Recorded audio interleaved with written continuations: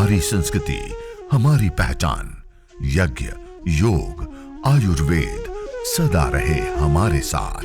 भारत के प्राचीन ग्रंथों एवं आधुनिक विज्ञान का दिव्य संगम, यज्ञ महिमा।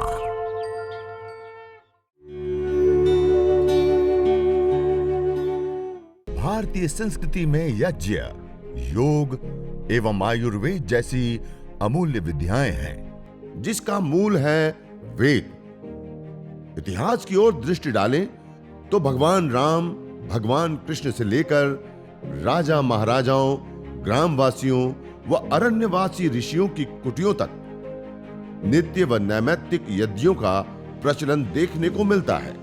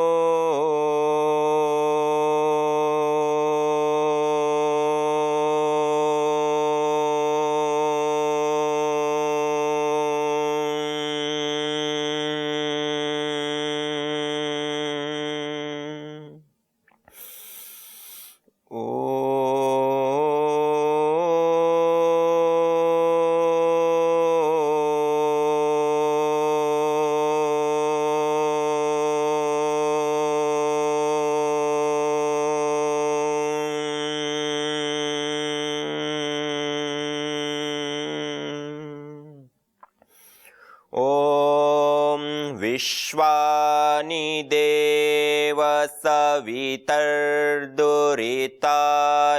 परासुवा यद्भद्रं तन्न आसुवा। आज यह हरिद्वार से हरद्वार की इस श्रृंखला की हम शुरुआत कर रहे हैं।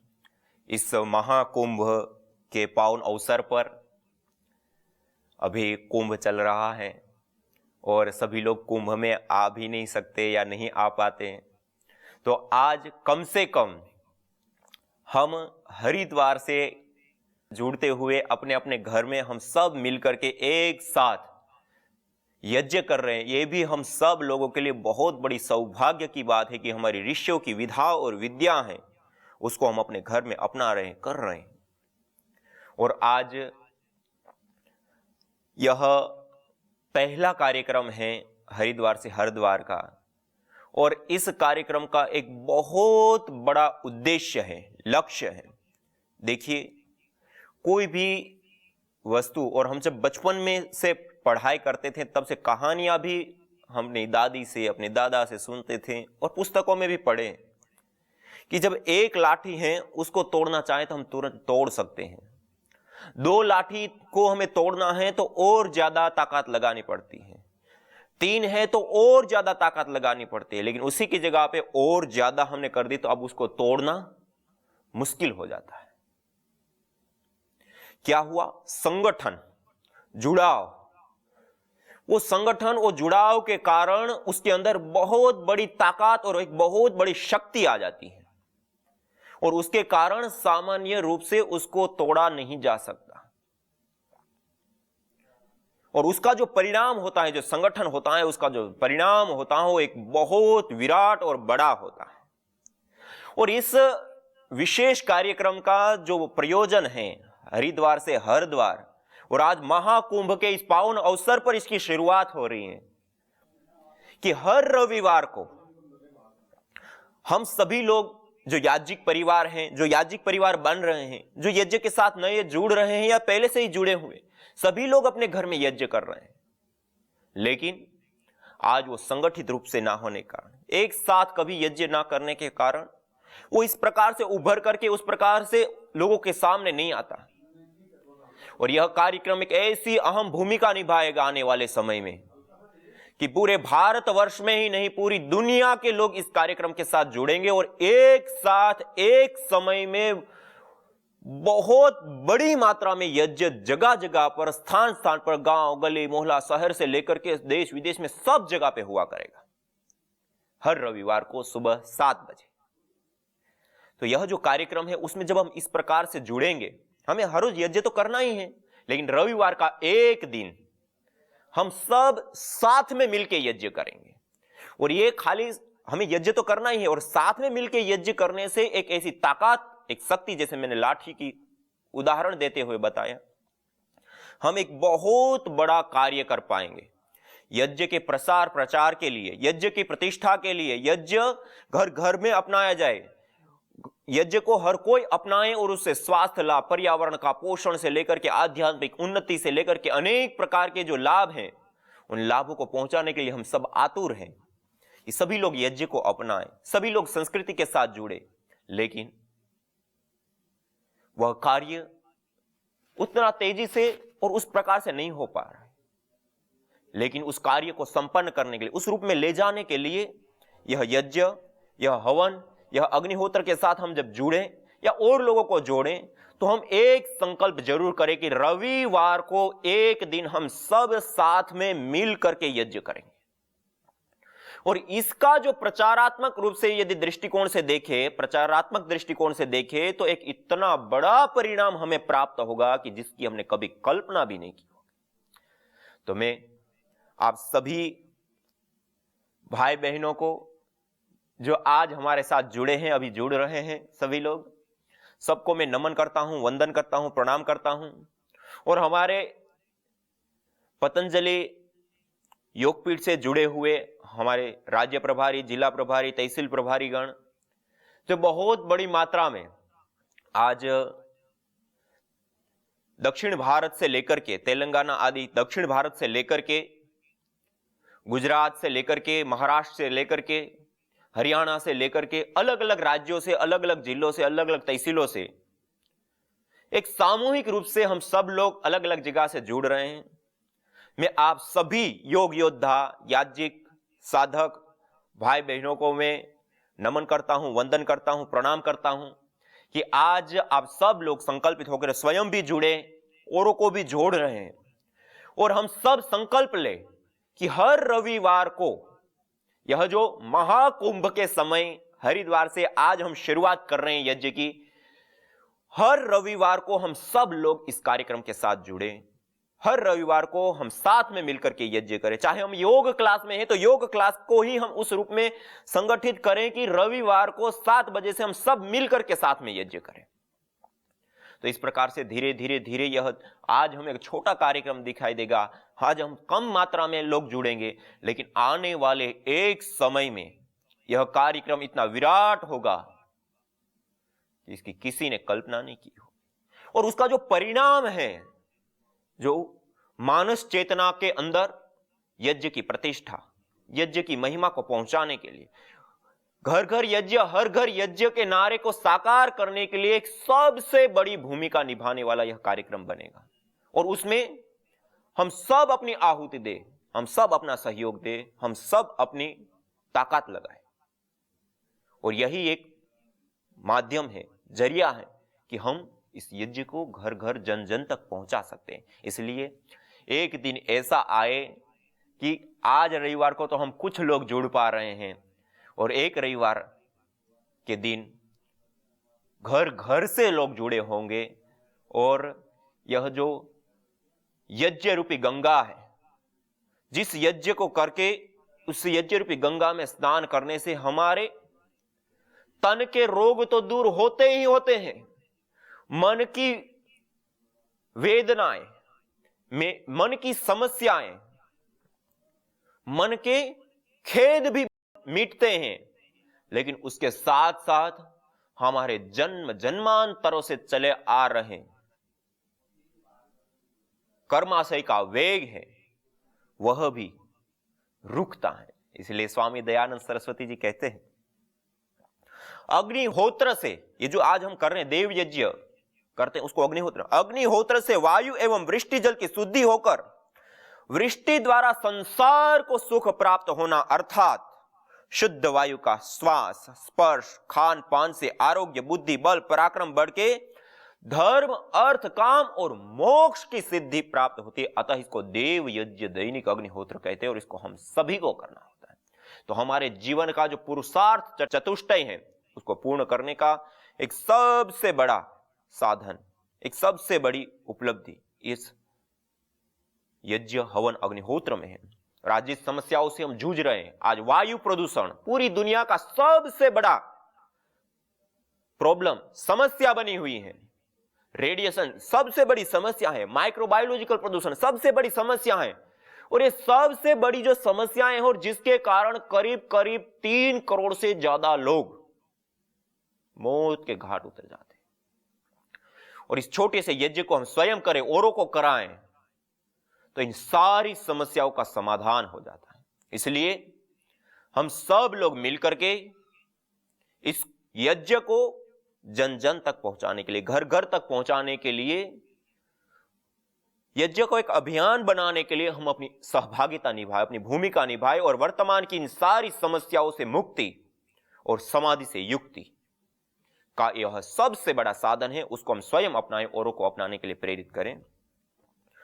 तो आइए अब हम सब लोग मिलकर के इस यज्ञ को, इस हवन को, इस अग्निहोत्र को करते हैं।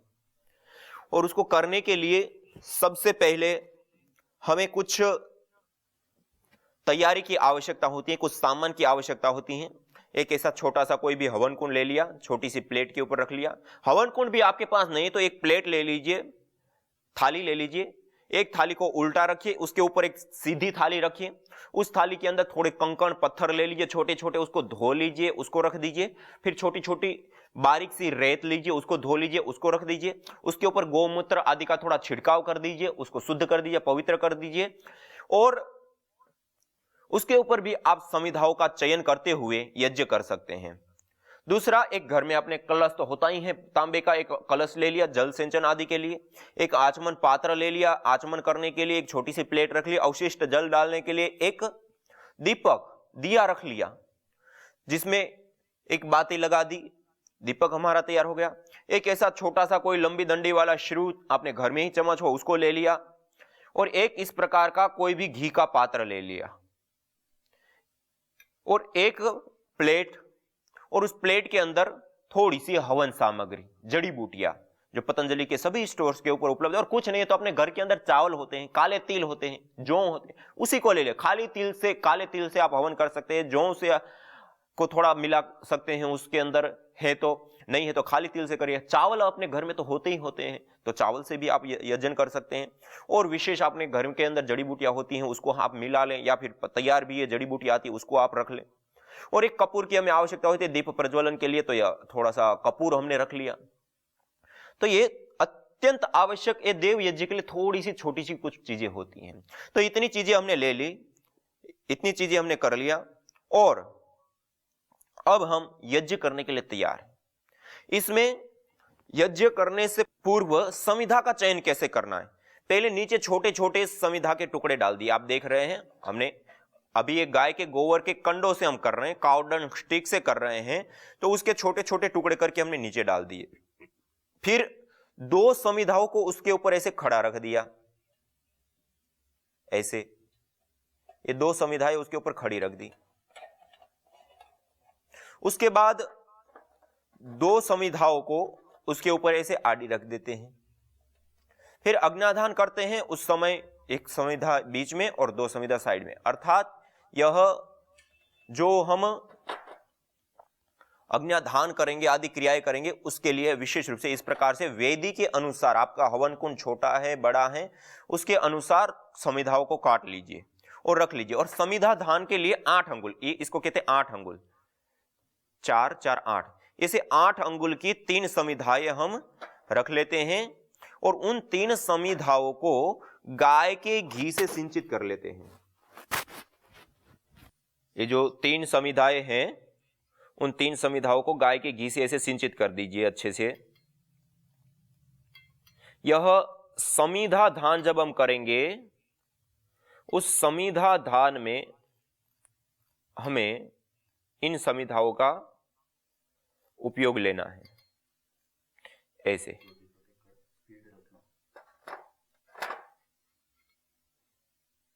ऐसे 3 समिधाओं को सभी लोग 8-8 अंगुल की लेकर के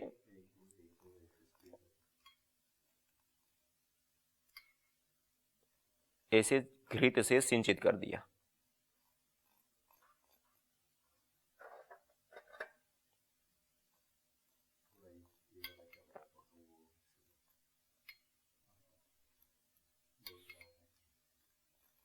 और यह जो गाय का घी हम प्रयोग करते हैं, उस गाय के घी को भी हम जमा हुआ प्रयोग नहीं करते हैं यज्ञ के लिए, उसको पिघाल देते हैं, अर्थात उसको गर्म कर लेते हैं। ये आप देख पा रहे हैं, ऐसे कोई छोटा सा बर्तन रखा और इसको, ये देखिए आप, ऐसा गर्म किया हुआ घी चाहिए हमें, ऐसा गर्म पिघला हुआ घी।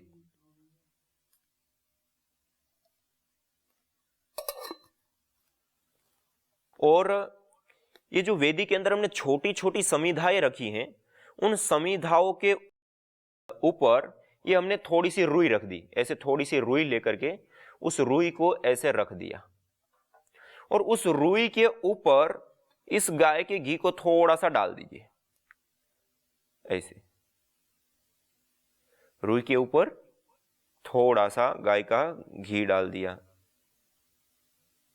उसके बाद जो समिधाएं रखी हैं छोटी छोटी हमने, उसके ऊपर भी हल्का हल्का डाल सकते हैं। जब हम शुरुआत में पहली बार कर रहे हैं, हर रोज जब करने लगते हैं तो हमारा अभ्यास भी हो जाता है और हमें पता चल जाता है कि कहाँ पे कैसे करना है। तो ऐसे थोड़ा सा आप जो लोग पहली बार कर रहे हैं, तो ऐसे समिधाओं के ऊपर भी थोड़ा सा घी को सिंचित कर दे, तो वह अच्छी प्रकार से प्रदीप्त होने में सहायता करेगा। और जो छोटी सी समिधा, जब हम समिधा धान करते हैं, उससे पूर्व में अग्न्याधान के बाद अग्नि को विशेष रूप से हम प्रदीप्त करने के लिए जब मंत्रों का उच्चारण करते हैं, उस समय छोटी छोटी समिधा, कुशा आदि लगाने के लिए विधान है। तो उसके लिए भी हमने एक समिधा को इस प्रकार से गीला करके रख लिया, और दीपक के अंदर दिए में बाती लगा दी, और बाती लगा करके उसमें भी थोड़ा सा गाय का घी सिंचित कर दिया, ऐसे। यज्ञ करने के लिए हमारी पूर्व तैयारी पूरी हो चुकी है। अब हम यज्ञ करने के लिए सीधे बैठते हुए परम पिता परमात्मा का निज नाम पावन ओंकार का उद्घोष करते हुए इस यज्ञ को, हवन को, अग्निहोत्र को हम प्रारंभ करेंगे। सभी लोग सीधा बैठते हुए 3 बार पावन ओंकार का उद्घोष करेंगे, अर्थात मंगलाचरण। ओ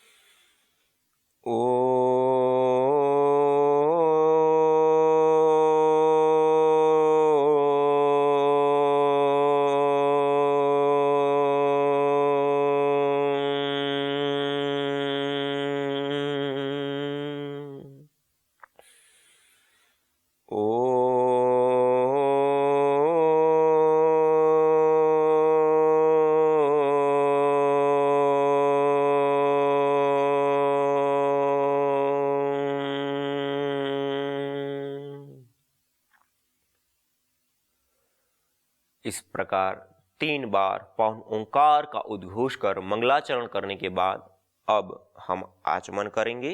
अथ आचमनम्।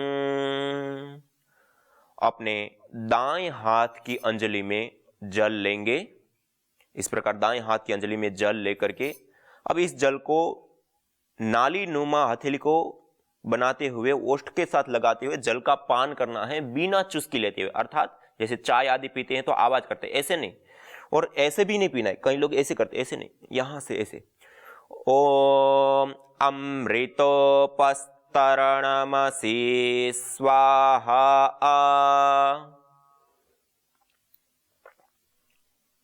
दूसरी बार जल लेंगे। ओम अमृतापिधानमसे स्वाहा।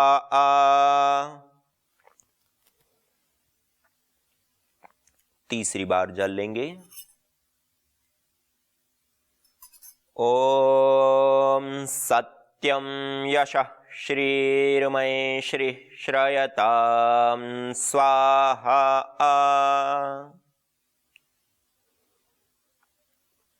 तीन मंत्रों से 3 बार आचमन करने के पश्चात इस हाथ को धो लेंगे, हस्त प्रक्षालन कर लेंगे। अब अंग स्पर्श करेंगे बाएं हाथ की अंजलि में जल लेकर के। अब हम अंग स्पर्श करेंगे।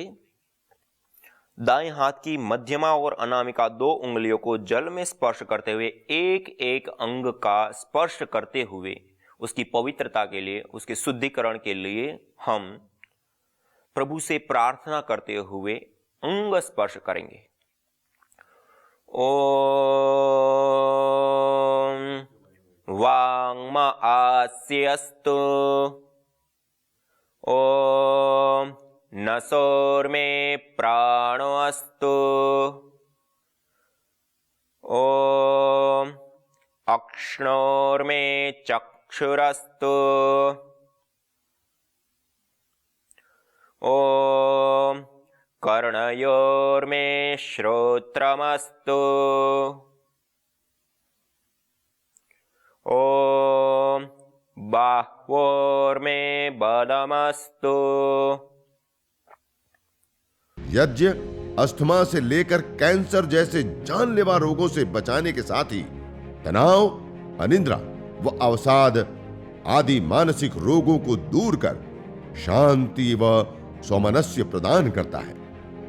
यज्ञ से विषैली गैसों में भारी मात्रा में कमी आती है व जानलेवा बैक्टीरिया, वायरस, फंगस आदि नष्ट होते हैं एवं रेडिएशन को भी कम करता है।